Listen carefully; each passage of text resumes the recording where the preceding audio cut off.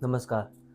हम अक्टूबर जंक्शन कहानी के क्लाइमैक्स में पहुंच चुके हैं। हम इससे पहले अक्टूबर जंक्शन कहानी के 9 पार्ट पढ़ चुके हैं। अब आपको मैं इसका फाइनल पार्ट आज सुनाता हूं। पार्ट नंबर 10 अक्टूबर 2019 की शुरुआत में सुरभि पराशर की दूसरी किताब आई और चित्रा की तीसरी किताब आई। दोनों किताबों ने धूम मचा दी। इस बीच चित्रा को इंग्लिश के सबसे बड़े पेपर ने 15 दिन के लिए एक आर्टिकल लिखने का ऑफर दिया। वह तुरंत तैयार हो गई। उसके आर्टिकल बहुत ही खतरनाक, बहुत ही कंट्रोवर्शियल होते थे। उधर बिना किसी पीआर, बिना किसी मार्केटिंग के सुरभि पराशर की किताबें बिकती ही जा रही थी। बच्चों ने जैसे हैरी पॉटर को छोड़कर सुरभि पराशर को पढ़ना शुरू कर दिया था। सुरभि का कभी कोई इंटरव्यू नहीं आया था। चित्रा की किताब अगर 30 लाख बिकती तो सुरभि की 20 लाख, लेकिन यह भी बहुत अधिक था। यह जानते हुए कि सुरभि पराशर कभी किसी इवेंट में नहीं जाती, कभी कोई मार्केटिंग नहीं करती। चित्रा ने पिछले साल 10 अक्टूबर को ही अपनी किताब अनाउंस की थी और वो किताब बहुत चली थी। वह 10 अक्टूबर को अपने लिए लकी मानती थी। चित्रा के पब्लिशर ने यह जानकारी दी थी कि उसकी किताबें लखनऊ, बनारस, इलाहाबाद में बहुत लोग पढ़ते हैं, इसलिए इन शहरों का एक टूर प्लान किया गया। उसने इस बार किताब के कवर को पहले लखनऊ में लॉन्च करने का सोचा। फिर ख्याल आया कि वो पिछली साल सुदीप को सही से टाइम नहीं दे पाई थी। उसको अक्सर सुदीप की कमी खलती थी। चित्रा से आधी दुनिया बात करना चाहती थी, लेकिन चित्रा किसी से भी बात करके उसको सुकून नहीं मिलता था। अपने फैंस से वह ज़्यादा बात ही नहीं कर पाती। उसको लगता था कि जब सब लोग उसको जान जाएंगे तो लाइफ में मज़ा आना शुरू हो जाएगा, लेकिन उसका उल्टा हुआ। वह एक अजीब सी बेचैनी में थी। उसने डिसाइड किया कि इस साल 10 अक्टूबर को सुदीप के लिए बच्चा कर रखेगी। उसने किताब के कवर का लॉन्च 9 तारीख को बनारस हिंदू यूनिवर्सिटी में प्लान किया। चित्रा ने सुदीप से पूछा तो पता चला कि उसका भी मन है बनारस आने का।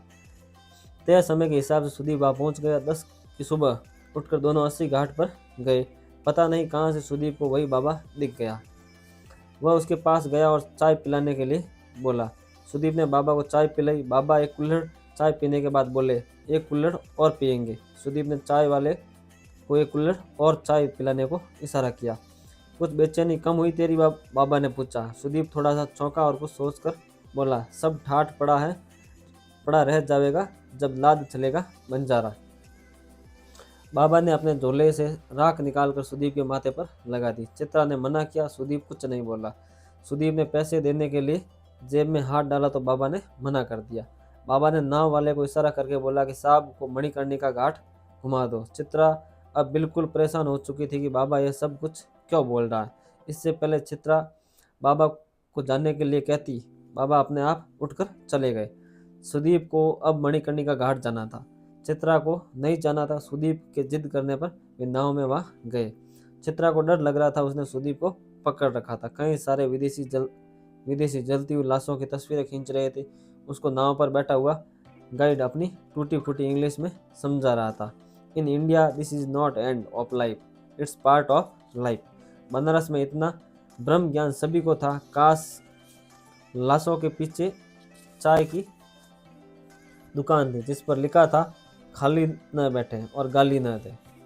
वही दुकान पर खाली बैठे कुछ बुढ़े, मोदी तो कुछ राहुल वो तो कुछ योगी आदित्यनाथ को गाली दे रहे थे।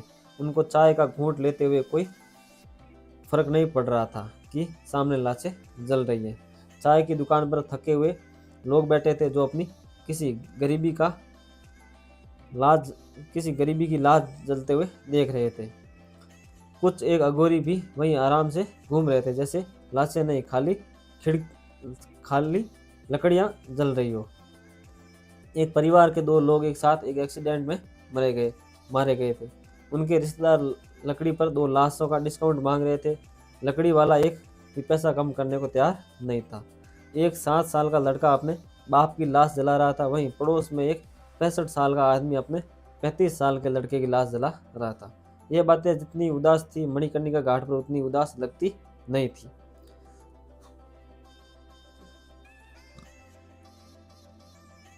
अंतिम संस्कार तक की प्रक्रिया इतने थकाने वाली होती है कि ज्यादातर लोगों के आंसू भी थक कर सूख जाते हैं। एक के बाद एक लाश लाई जा रही थी। सामने की दीवार पर लिखा था, माया मरी न मन मरा, मर मर गए शरीर कबीरदास। यह सब देखकर सुदीप के अंदर कुछ हिस्सा पिघल रहा था। उसने जोर से चित्रा का हाथ पकड़ लिया। चित्रा बार बार नाव वाले को वहां से जाने के लिए बोल रही थी, लेकिन सुदीप ने उसको रोक दिया। कुछ देर तक पूरा घाट अपनी आंखों से उतारने के बाद सुदीप ने चित्रा से पूछा, मुझे अभी पापा से मिलना है। वहां से निकलते ही सुदीप और चित्रा लखनऊ के लिए निकल गए। उनको लखनऊ पहुंचने में शाम के 7 बज गए। पूरे रास्ते उनकी आपस में बहुत कम बात हुई। वे आपस में इतनी बातें कर चुके थे कि उनको एक दूसरे की खामोशी खलती नहीं थी। पापा ने सुदीप की पसंद के हिसाब से खाना बनवा दिया। सुदीप ने पापा और चित्रा को सामने बैठाया और टेबल पर सुरभि पराशर की किताब रखते हुए बोला, आप दोनों से मैं कुछ छुपाना नहीं चाहता। ये किताब मैंने लिखी। चित्रा कुछ रिएक्ट करती इससे पहले ही पापा ने कहा, मुझे लगा ही था ये तू ही है। चित्रा ने सोचते हुए पूछा, क्यों लगा था आपको? सुदीप के पापा ने सुदीप की माँ की फोटो की तरफ देखते हुए कहा, क्योंकि सुदीप की माँ का नाम सुरभि पराशर था। सुदीप अपने पापा से गले लगकर बच्चों की तरह रो रहा था और चित्रा उन दोनों को देखकर। सुदीप ने पापा के गले लगे हुए कहा, माँ के जाने के बाद मैं आपसे नफरत करने लगा था। मुझे माफ़ कर दीजिए। मैं हमेशा आपसे भागता रहा, अपने घर से भागता रहा। अब इस बात के बोझ के साथ जी नहीं पा रहा हूँ। पता नहीं सुदीप को किसने बदला, उसके हजारों किलोमीटर के सफ़र ने, बाबा ने, मणिकर्णिका घाट ने, या समय ने, या इन सब ने मिलकर। कुछ भी कहना मुश्किल था।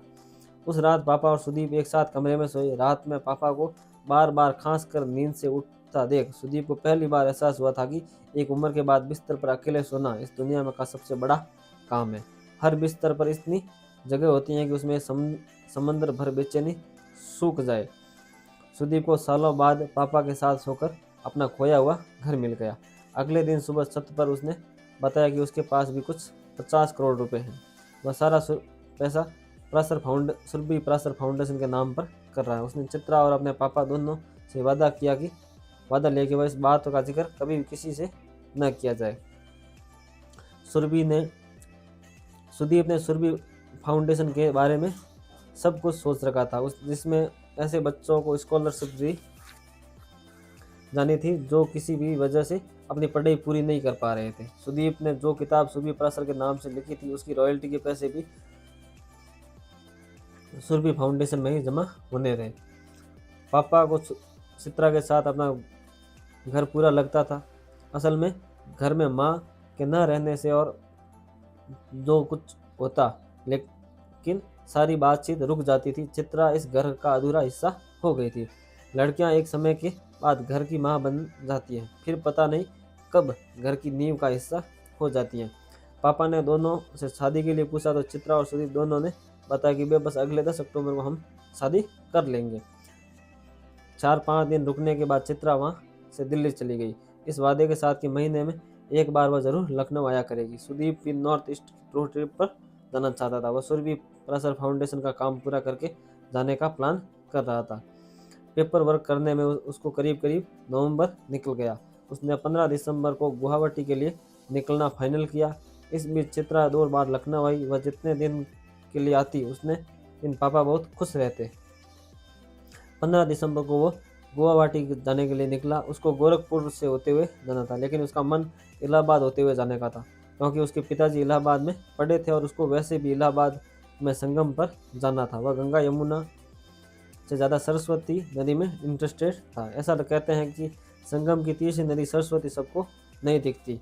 असल में सरस्वती नदी सबके भीतर होती है, लेकिन गंगा यमुना के चक्कर में उस नदी तक कम लोग ही पहुँच पाते हैं। संगम में गंगा और यमुना का रंग अलग अलग दिखता है, लेकिन सरस्वती का रंग वही होता है जो हमारे मन का होता है। सुदीप बहुत देर संगम में बैठकर अपने मन की सरस्वती को ढूंढता रहा। सुदीप की अगली मंजिल गोरखपुर थी, लेकिन संगम से ज़्यादा देर रुकने की वजह से गोरखपुर पहुंचने में रात हो गई।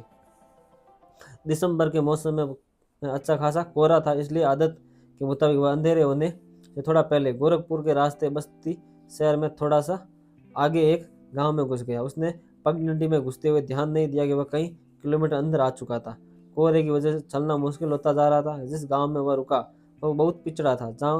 वहाँ बिजली भी नहीं थी। इस गांव में एक लालटेन जलाकर पंचायत चल रही थी। उसने शुरू में पंचायत पर ज़्यादा ध्यान नहीं दिया। गांव के सभी लोग पंचायत में थे। उसने कभी पंचायत होते होते देखी भी नहीं थी। इसलिए कुएं के पास अपनी कार खड़ी करके वो पंचायत देखने पहुंच गया। पंचायत में अच्छा खासा शोर शराबा, गाली गलौज चल रही थी। माहौल में अच्छी खासी गर्मी थी। उसको यह रुकना ठीक नहीं लगा, लेकिन वहाँ कोने में करीब 20 साल की एक लड़की को रोते देखकर वह रुक गया। उस लड़की के साथ उसके माता पिता भी नीचे बैठे थे, जो बार बार पंचों के पैर छूकर कुछ विनती कर रहे थे। अपने कपड़ों से वह कहीं से भी गांव वाला नहीं लगता था। वह पीछे जाकर बैठ गया। गांव वाले भोजपुरी में बात कर रहे थे। उसने एक लड़के से समझना चाहा कि आखिर हुआ क्या है, यह लड़की इतना रो क्यों रही है। लड़के ने बताया कि ठाकुर साहब के लड़के ने इस लड़की के साथ जबरदस्ती की। लड़की छोटी जात की है, लड़की अब पेट से है। पंचायत ने फैसला दिया है कि ठाकुर साहब इस लड़की को 11,000 रुपये दें और पूरा गांव को खाना खिला दें और बरी हो जाएंगे। लड़की वाले रो रहे हैं कि उनकी बिन ब्याही माँ बनी लड़की से अब शादी कौन करेगा। लड़की के परिवार वाले पैसे बढ़वाने के लिए गिड़गिड़ा रहे हैं। सुदीप ने यह सुना तो उसके पैर के नीचे से जमीन सरक गई।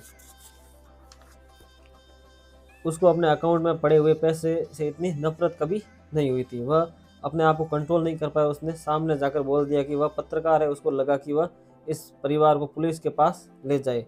सुदीप के अपने आप को पत्रकार बताते पूरी पंचायत में खलबली मच गई। सुदीप ने को अंदाजा नहीं था कि पंचायत जब खतरनाक होती है तो कितनी खतरनाक होती है। पंचों के इशारे पर 2-3 लड़के उसको पकड़ने के लिए भागे। कुछ ही मिनटों में 2-3 लड़के एक बड़ी भीड़ में बदल गए।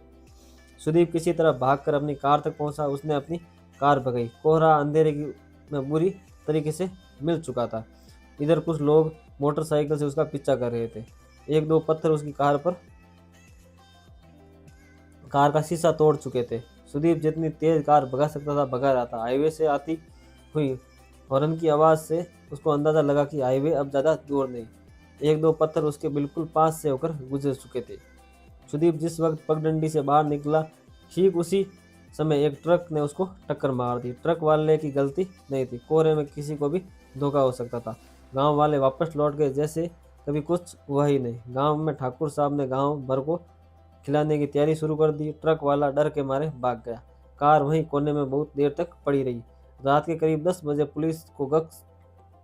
पुलिस को गश्त में एक्सीडेंट के बारे में पता चला। सुदीप के पापा को लखनऊ में सूचना दी गई। पापा ने तुरंत ही चित्रा को फ़ोन करके बताया। वे बहुत ज़्यादा घबराए हुए थे। सुदीप के पापा का एक ही स्टूडेंट गोरखपुर में डीएम था। उसने बिना किसी एक भी मिनट गंवाए सुदीप का इलाज शुरू करवा दिया। टक्कर इतनी खतरनाक थी कि कार पूरी तरह पिचक चुकी थी। सुदीप के पापा और चित्रा दोनों शाम तक हॉस्पिटल पहुंच चुके थे। पापा का रोना थम नहीं रहा था। डॉक्टर कुछ भी नहीं बता रहे थे। 16 दिसंबर की सुबह सुदीप इस दुनिया से आज़ाद हो गया। अब जब कोई मरता है तो केवल वह अकेले नहीं मरता, अपने साथ पूरी दुनिया लेकर मरता है। चित्रा और पापा के लिए पूरी दुनिया खत्म हो चुकी थी। सुदीप की लाश को बनारस लाया गया। बनारस आदमी कभी न कभी पहुंच ही जाता है। सुदीप की लाश के पास बहुत लोग थे, लेकिन पता नहीं कहाँ से वह बाबा सुदीप की लाश के जलने दरमियान पूरा वक्त वहीं पर था। सुदीप की मौत गुमनाम मौत थी। वह शायद चाहता भी यही था, गुमनाम मरना। हमारे समय की सबसे बड़ी लग्जरी है। किसी को भी पता नहीं चल कि गांव में उस दिन हुआ क्या था। जरूरी नहीं कि भीड़ घेर कर ही मारे। भीड़ कई बार चुपचाप भी मार देती है। जनवरी में सुदीप का वकील मुंबई से लखनऊ आया। उसने रुपए का हिसाब किताब दिया। सुदीप की इच्छा सुदीप के पापा सुन ही नहीं पाए। सुदीप के पापा अनाथ हो चुके थे। सुदीप की विल के बारे में सारे पासवर्ड थे। चित्रा ने वही लखनऊ में रहने का फैसला किया। सुदीप ने अपनी विल में यह भी लिखा था कि अगर उसको कुछ हो जाए तो उसकी किताब के सारे राइट चित्रा के पास चले जाएंगे। चित्रा ने लिखना छोड़ दिया। पापा को जब भी उसकी याद आती तो वह सुदीप के कमरे की एक चीज़ निकाल कर उसको दोबारा वहीं रख देते थे। ऐसे सफाई करते हुए उनको एक फाइल में सुदीप यानी सुरभि की पराशर की तीसरी किताब के कुछ पन्ने मिले। चित्रा ने जब पब्लिशर से बात की तो पता चला कि सुदीप ने आधी किताब ईमेल कर दी थी और बची हुई किताब वो जून में देने वाला था। किताब की लॉन्च डेट सुदीप ने 10 अक्टूबर 2020 रखने के लिए ईमेल किया था। चित्रा ने जब अपने पन्नों को मिलाया तो पता चला कि ये उसकी तीसरी किताब का हिस्सा है। चित्रा ने पापा को इस बात के लिए भी समझा भी लिया कि, सुदीप की अधूरी किताब की सपने भेज दी जाए। पापा भी इसके लिए तैयार थे। चित्रा का मन था कि सुदीप की आखिरी किताब में उसके बारे में सब कुछ लिखा जाए। चित्रा ने लिखना छोड़ दिया था। वह अब लखनऊ में सुदीप के पापा के साथ रहने लगी थी। पापा जब चित्रा को देखते तो उसको सुदीप की और याद आती। उन्होंने एक दिन चित्रा से कहा, बेटा तुम यहाँ से जा सकती हो, मेरे चक्कर में तुम अपनी लाइफ वेस्ट मत करो। चित्रा को सुनकर थोड़ा बुरा भी लगा। उसने पापा को समझाया भी कि उसको कोई दिक्कत नहीं है, वह कहीं नहीं जाएगी। इस पर पापा ने यह शर्त रखी कि अगर तुम नहीं जाओगी तो तुमको वैसे ही रहना होगा जैसे सुदीप मेरे साथ हो। यह बोलकर पापा की और यह सुनकर चित्रा की आंखें गीली हो गई। चित्रा ने कहा, पापा नहीं हो पाएगा मुझसे। पापा नहीं माने या वह बिल्कुल जिद पर अड़ गए कि वह लिखना न छोड़े। सुदीप के पापा ने चित्रा को समझाया कि सुदीप की माँ के न रहने पर वह सबसे ज़्यादा उनसे लड़ना मिस करते हैं। पापा के पुराने सारे कैसेट रखे हुए थे जो सुदीप की माँ को पसंद थे। चित्रा ने पापा की बात मानकर अपनी ज़िंदगी को आसान करना शुरू किया। उसने लिखना शुरू किया और सुदीप की बची हुई किताब पूरी कर ली। साल 2019 से चित्रा को लाखों शिकायतें थी, लेकिन 10 अक्टूबर को वह सुदीप के साथ थी। उस एक दिन की शिकायत नहीं थी। एक साल बाद 10 अक्टूबर 2020 प्रेस कॉन्फ्रेंस नई दिल्ली। प्रेस कॉन्फ्रेंस में चित्रा पाठक के इस खुलासे से कि उसने सुदीप प्रासर की किताब लिखी, सब लोग चकित में आ गए। चित्रा ने अपने बैग से सुदीप यानी कि सुरभि प्रासर की तीसरी किताब सबको दिखाई। यह भी बताया कि किताब अब तक एक हफ्ते बाद मार्केट में आएगी। इस किताब पर सुरभि प्रासर का नाम तो होगा, साथ ही सुदीप यादव भी लिखा होगा। सुदीप की पुरानी किताबों के अगले प्रिंट पर सुरभि प्रासर के साथ सुदीप का नाम आ जाएगा। चित्रा रुकी नहीं। उसने आगे यह बताया कि चूंकि सुदीप कुछ भी छोटा नहीं करता था, इसलिए सुरभि फाउंडेशन हर साल 5 नए लेखकों को स्कॉलरशिप देगी, जिसका हर साल एक नए लेखक को 10 लाख रुपए मिलेंगे। लाखों लोगों के मन में अब भी हजारों सवाल थे। कोई चित्रा और सुदीप के रिश्ते के बारे में पूछ रहा था तो कोई सुदीप के बारे में। सैकड़ों सवालों को वैसे ही छोड़कर चित्रा प्रेस कॉन्फ्रेंस से निकलकर सीधे एयरपोर्ट चली गई। चित्रा का पीछा एयरपोर्ट तक कई रिपोर्टरों ने किया। वहां से उसने बनारस की फ्लाइट ली। 10 अक्टूबर 2020 शाम 5 बजे 80 घाट बनारस। चित्रा बनारस की घाट पर जाकर अकेले बैठ गई। सूरज डूबने को बनारस को सोने में अभी वक्त है। नाव अकेली है, चित्रा अकेली, बनारस अकेला, बनारस की हर एक गली अकेली, बनारस का हर एक घाट अकेला। चित्रा को वही नाव वाला दिखा जो 10 साल पहले मिला था और पिछले साल सुदीप के साथ भी मिला था। पूरा घाट बिल्कुल सुनसान देखकर चित्रा भी चौंकी कि वह अब सपना देख रही है या सच। उस नाव वाले को पास बुलाकर नाव में बैठी। नाव वाले से पूछा, पिछली बार आपके साथ वो साहब आए थे ना जिन्होंने बाबा को रुपए दिए थे, वो नहीं आए? चित्रा ने इसका कोई जवाब नहीं दिया। नाव चलना शुरू ही हुई थी कि इतने में वह बाबा आकर नाव में बैठ गए जिसको सुदीप ने पैसे दिए थे। नाव वाले ने बाबा को भगाने की कोशिश की, लेकिन चित्रा ने ऐसा करने से मना कर दिया। बाबा ने चित्रा को देखकर कुछ नहीं कहा, वह बस आकर बैठ गए। चित्रा नाव से आगे बढ़ती जा रही थी और अपने पीछे वह सारे रास्ते छोड़ती जा रही थी जहाँ वह भटकी थी। नाव पर बैठा मल्ला कुछ बात करने की कोशिश कर रहा था, लेकिन चित्रा को कुछ सुनाई नहीं पड़ रहा था। बाबा कुछ बोले जा रहे थे। जब उन्होंने देखा कि चित्रा उनकी बात पर ध्यान नहीं दे रही है तो चित्रा को करीब करीब झकझोरते हुए बोले, महादेव भोलेनाथ को अर्धनारीश्वर बोलते हैं, जानती हो? चित्रा चुप रही, लेकिन उसने बाबा की आंखों में देखा। उसको बाबा की आंख देखकर लगा कि ये बाबा नहीं बल्कि सुदीप की आंखें। चित्रा को कुछ समझ नहीं आ रहा था।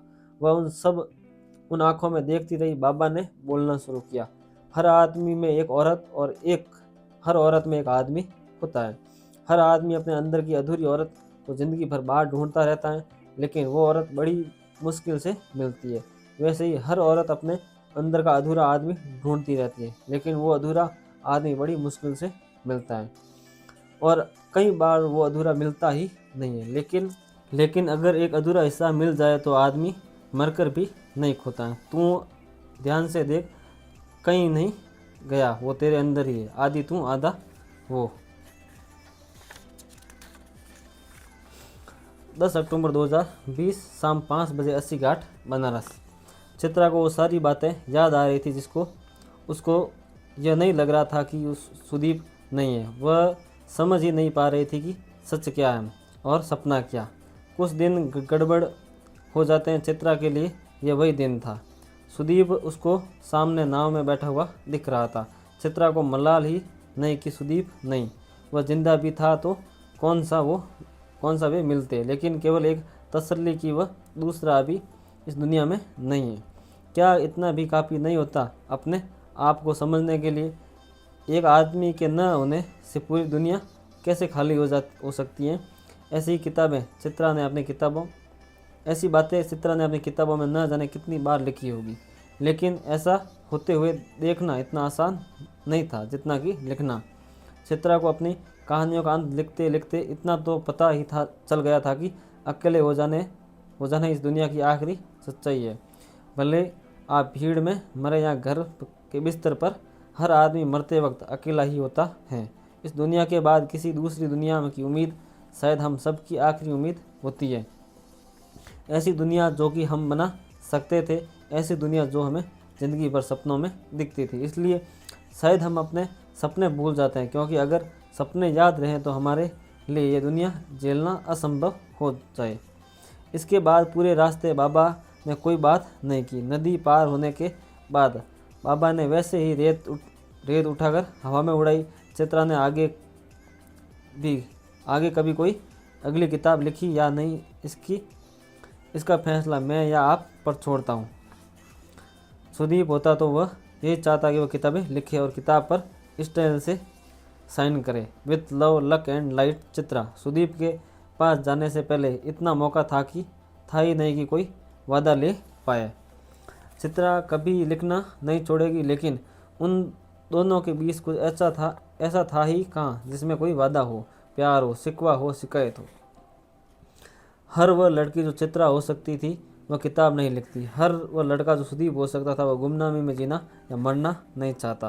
दुनिया वैसी उदासी नहीं चाहती, जिंदगी अकेलापन नहीं चाहती, कोई वैसा कुछ नहीं चाहता जैसा होता है। चित्रा और सुदीप जैसे सापित लोग, हमारा नाम, पता, पहचान, शकल, जिंदगी सब कुछ साफ है।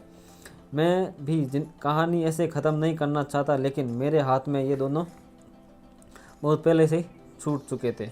मैंने सुदीप और चित्रा की कहानी क्यों लिखी, इसका कोई जवाब नहीं है, सिवाय इसके कि सुदीप और चित्रा के बीच ऐसा रिश्ता था जिसका नाम प्यार और दोस्ती रखा जा सकता हो। मैं इतना अच्छा नहीं लिखता कि इस रिश्ते का कोई नाम गढ़ सकूं, या मैं कोई किताब या फिल्म का नाम बता सकूं कि चित्रा और सुदीप उस कहानी के किरदार जैसे थे। हम सब के अंदर एक चित्रा और सुदीप जैसा ही है, जो किसी के जैसा नहीं, जो किसी के जैसा जीना नहीं चाहते थे। सुदीप को मैंने मारा नहीं, उसको मरना ही था। चित्रा को मैंने सब कुछ दिया जो वह चाहती थी, सिर्फ इसलिए ताकि उसको बता पाऊँ कि सब कुछ मिल जाने पर भी कुछ भी नहीं मिलता। हम जिस कहानी का हिस्सा हैं उससे शायद कोई लेखक कभी मिले ही नहीं। शायद इस दुनिया की सबसे बड़ी ट्रेजेडी है कि हमारी कहानी सुनने वाला कोई नहीं होगा। कोई कभी जान ही नहीं पाएगा कि हमारे मन में आखिर था क्या, हम थे कौन। ये सवाल हमारे साथ ही चला जाएगा। कुछ लोग बोल देंगे कि बड़े अच्छे आदमी थे या बड़ी अच्छी औरत थी, बस सबकी कहानी इतनी ही है। मैं इतनी बातें क्यों लिख रहा हूँ, हम इतना उदास क्यों हैं, ज़िंदगी ऐसी क्यों है, सब कुछ इतना ख़राब क्यों है, दुनिया के बाद क्या इतना भटकने का हासिल है। इन सवालों के साथ ही मुझे अब रुकना पड़ेगा, क्योंकि चित्रा अकेली है, बस थोड़ी देर चुप रहना चाहती है। मैं थोड़ी देर चित्रा के साथ चुप हो जाना चाहता हूँ। जितनी देर वह चुप है उतनी देर सुदीप वही उसके पास। ऐसे भी दुनिया में इतना शोर है कि किसी को कहानी सुना पाना अपना हाल बताने जैसा है। पूछता हर कोई है, सुनना कोई नहीं चाहता। सुदीप के पास चित्रा थी, चित्रा के पास सुदीप। कुछ रिश्ते खुशबू जैसे होते हैं, बांधते ही बासी हो जाते हैं। चित्रा के लिए सुदीप बासी न हो जाए इसलिए उसको बार बार मिलना और बिछड़ना पड़ा। मैं जानबूझकर यह कहानी अधूरी छोड़ रहा हूँ ताकि आप अपने हिस्से की कहानी पूरी कर पाएँ, जो कभी किसी कागज़ पर नहीं छपेगी। कुछ कहानियाँ लेखक पूरी नहीं करना चाहता क्योंकि वैसी कहानियाँ पूरी होते दिल दिमाग उंगलियों से हट जाती हैं। जब तक कहानी अधूरी रहती है तब तक लेखक और पाठक की उंगलियों पर उन्हें बार बार सुनने के लिए बेचैन होती रहती है। इसके साथ ही ये अक्टूबर जंक्शन जो है किताब वो समाप्त होती है। मैंने आपको इसी कहानी के लगभग 10 पार्ट करके सुनाए हैं। अगर आपको ये पार्ट्स पसंद आए हैं, अगर आपको मेरे कहानी सुनाने का तरीका पसंद आया, आपको कहानी पसंद आई है, तो आप मेरे YouTube चैनल को सब्सक्राइब कीजिएगा। और इसी प्रकार की अलग अलग कहानियाँ सुनने के लिए, बुक्स की कहानियाँ सुनने के लिए आप मुझे सब्सक्राइब कर सकते हैं और कमेंट करके बता सकते हैं कि आपको कौन सी किताब की कहानी सुननी पसंद है, तो हम उस पर भी वीडियो डालेंगे। धन्यवाद।